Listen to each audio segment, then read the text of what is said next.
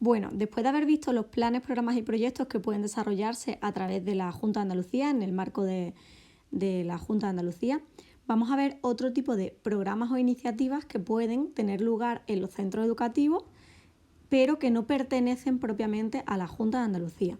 Concretamente, hablaremos del programa Erasmus+. El programa Erasmus+ es un programa que nos permite hoy en día desarrollar iniciativas de carácter internacional, ¿vale? No tenemos que ser grandes expertos o expertas para poner que contamos en nuestro centro educativo con Erasmus+.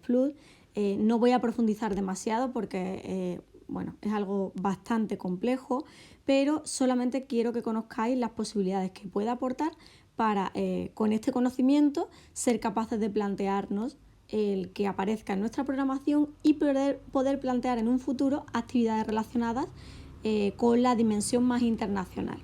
Concretamente, Erasmus+ se desarrollaría en grado superior, ¿vale? Que sería educación superior para Erasmus+. Y por otro lado tenemos el grado medio o la FP básica, lo que ellos ya se llaman FP, ¿vale? Esta es la distinción que se hacen. Como veis, el grado superior queda aquí recogido en lugar de estar en las iniciativas de FP, de formación profesional, porque se equipara también a el nivel del sistema universitario. Con lo cual tenemos dos categorías, tenemos más, pero dos categorías que nos pueden afectar, FP y grado superior o educación superior en este caso, ¿vale? Eso sería para el ciclo formativo de grado superior, y aquí tenemos los ciclos formativos de grado medio y también la FP básica. ¿Qué iniciativas se pueden desarrollar en el marco del programa Erasmus+? Bueno, pues por un lado tenemos movilidades del profesorado. Profesorado o cualquier persona que trabaje dentro del centro educativo.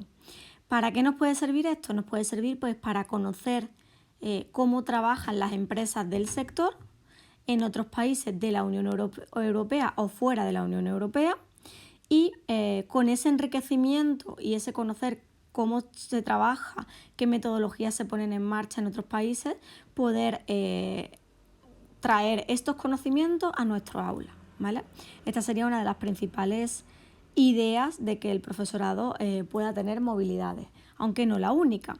También puede haber movilidades para poder preparar las movilidades de nuestro alumnado. Esto ocurre mucho en el caso de grado medio o FP básica, para poder acordar con la empresa que va a recibir a nuestro alumnado o la asociación que va a recibir a nuestro alumnado, poder acordar actividades, qué tareas se van a desarrollar, dónde van a alojarse incluso, es decir, poder concretar un poco más la movilidad del alumnado y que éste no se sienta pues tan solo en esa movilidad europea que puede resultarles a veces todo un reto. Además de esto, el profesorado puede también ser profesorado acompañante, es decir, puede realizar una movilidad junto con el alumnado, ¿vale? Esto sobre todo se viene usando para grado medio y FP básica de nuevo. ¿Y con qué fin? Pues con el fin de que sea una movilidad de corta duración, de menos días, y puedan hacer pues visitas a entidades, incluso unas pequeñas prácticas, ¿vale? Y luego tenemos la movilidad del alumnado, que realmente quizás es la que más os interesa. De forma general, nos encontramos con movilidades de corta duración y movilidades de larga duración. En este caso, no voy a entrar, como he dicho, tampoco en muchos detalles porque habría que distinguir el grado, lo que es educación superior de FP, pero en general movilidades de corta duración serían aquellas movilidades que contemplan pocos días, ¿vale? Pocos días, alrededor de unos 10 días de duración, para poder estar en un país de la Unión Europea o de fuera de ella, conociendo empresas o haciendo pequeñas prácticas para conocer cómo funcionan. Por ejemplo, si estamos desarrollando la formación de un ciclo de grado superior de educación infantil, podemos ir a Italia a visitar diferentes escuelas infantiles, conocer pues cómo se desarrollan las escuelas de Reggio Emilia, entre otras, ver un poco cómo es el funcionamiento, etcétera, etcétera.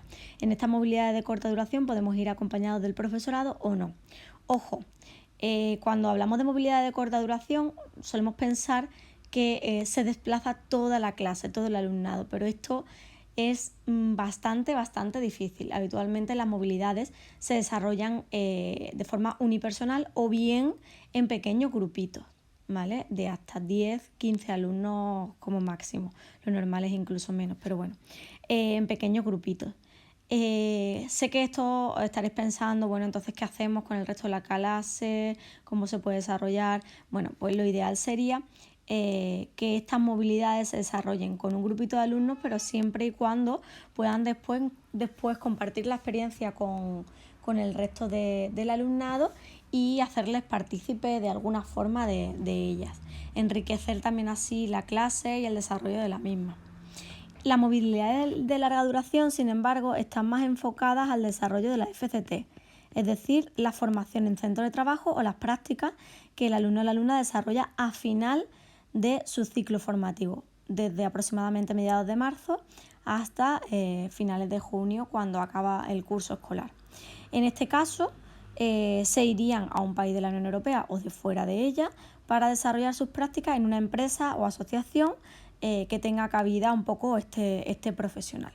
Estas serían un poco las iniciativas de forma general de Erasmus+. También nos podemos encontrar con que, además de movilidades, que son el K1, ¿no? Las acciones clave 1 del programa Erasmus+, movilidades individuales o en pequeños grupos, también nos podemos encontrar con K2. ¿Qué es K2? De forma general, sería la organización interactiva de diferentes entidades o diferentes centros educativos que colaboran desarrollando un proyecto conjunto. Es decir, imaginaros que nosotros tenemos aquí un ciclo de integración social y estamos desarrollando un proyecto para ver cómo se interviene con personas con discapacidad. Imaginaros, me lo voy a inventar, ¿vale? El ocio inclusivo. Cómo se desarrollan programas de ocio inclusivo, cómo intervenir desde el ocio inclusivo, etcétera, etcétera. Podemos unirnos con otros ciclos de la misma familia o que también intervengan en este sentido de otros países para desarrollar un proyecto conjunto y conocer el ocio inclusivo desde diferentes aspectos, teniendo en cuenta cómo se interviene en diferentes países de la Unión Europea o de fuera de ella, ¿vale? Este proyecto normalmente es un poco más a largo plazo, permite también la movilidad de otros países, pero no solamente tenemos que hacer movilidades físicas, sino que también va a haber una interacción entre los centros educativos y también puede ser una movilidad virtual que le llaman, es decir, una cooperación entre los diferentes centros, pero de una forma virtual. Esto se ha incorporado a raíz del COVID. Además del programa Erasmus+, quiero hablaros también del Cuerpo Europeo de Solidaridad. Seguramente muchos conoceréis el Cuerpo Europeo de Solidaridad como el antiguo Servicio de Voluntariado Europeo que se desarrollaba anteriormente. ¿Y qué quiere decir el Cuerpo Europeo de Solidaridad? Bueno, pues es cuando una persona joven de hasta 30 años realiza una movilidad, se va a otro país de la Unión Europea para desarrollar un proyecto de voluntariado en una asociación o en alguna entidad que quiera tener la participación de una persona de otro país. Por ejemplo, en nuestro caso, en los centros educativos, lo que se suele desarrollar es que el centro educativo actúa como organización de acogida, es decir, un joven de Europa de menos de 30 años puede venir a nuestro centro educativo para desarrollar diferentes actuaciones o intervenciones en programas, proyectos que desarrollemos en el centro, incluso colaborar en algunas clases puntuales para enriquecer precisamente la educación de nuestro alumnado. ¿Para qué nos sirve esto, diréis vosotros? Bueno, pues, por ejemplo, en mi centro educativo tenemos ahora 2 chicas del Cuerpo Europeo de Solidaridad que están interviniendo en el ciclo de promoción de la igualdad de género. ¿Para qué? ¿No? ¿Con qué finalidad? Pues con la finalidad de ver cómo se interviene en otros países, porque estas chicas estaban ya involucradas en sus países en diferentes asociaciones de promoción de la igualdad de género y de violencia de género, cómo se interviene en otros marcos, en otros países en esta temática. Y además, pues están colaborando con el alumnado, que al fin y al cabo tiene aproximadamente la misma franja de edad, para desarrollar podcasts aportando estas visiones y siempre desarrollando diferentes ideas en los podcasts, hablando en cada uno de ellos de diferentes temáticas o ideas relacionadas con el tema de la promoción de la igualdad de género, ¿vale? Este sería otro proyecto con los que puede contar el centro educativo, en este caso ya os digo, sobre todo como un centro de acogida de voluntarios. Aquí en Andalucía debemos decir que Málaga es la única provincia que cuenta con la acogida de voluntarios europeos, porque hubo varios centros educativos que se empeñaron en ello y empezaron este proceso para que su centro educativo contase con este enriquecimiento, ¿no? Un poco de europeo. Bueno, y luego voy a hablar de otro programa que sí pertenece a la Junta de Andalucía, no es un programa fijo, sino es más bien un proyecto que se va solicitando y que suele salir todos los años, y es el proyecto de aulas de emprendimiento.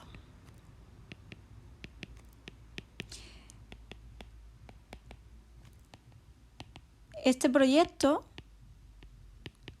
lo que trata principalmente es de llevar el emprendimiento a nuestros alumnos y alumnas. ¿Con qué idea?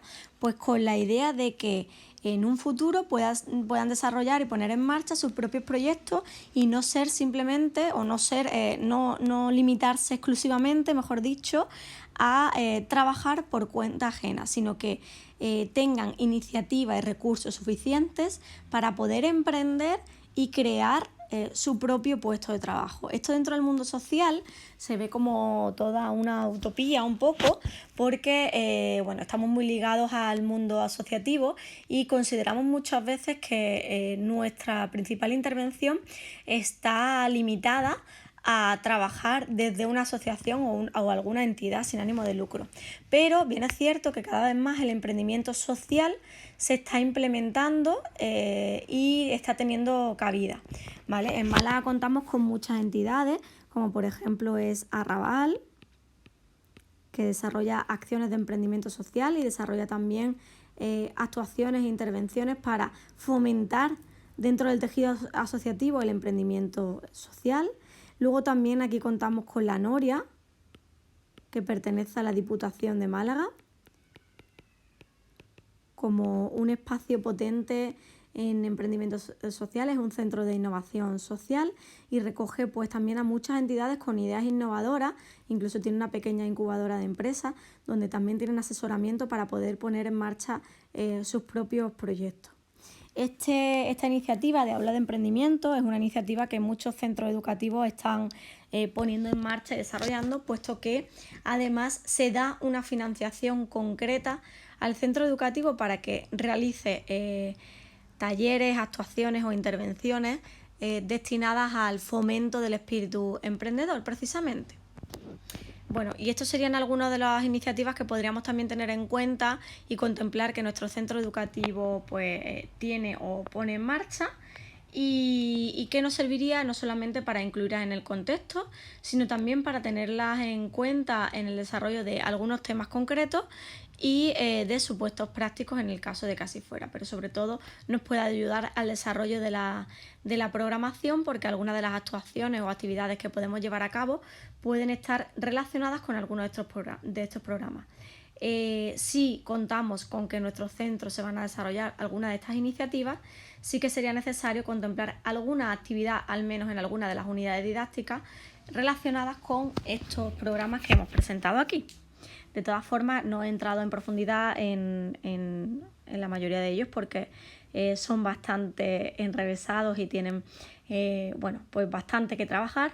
Si alguien tiene alguna duda al respecto, puede hacernos llegar las dudas, podemos aclararle las ideas, o incluso si tiene alguna idea y no sabe si se puede enmarcar dentro de estos programas, puede comentárnoslo y podemos ver de qué forma podrían encajar. Y bueno, sin más, os dejo este vídeo para que podáis echarle un ojito y decirnos todas las dudas que tengáis. Un saludo.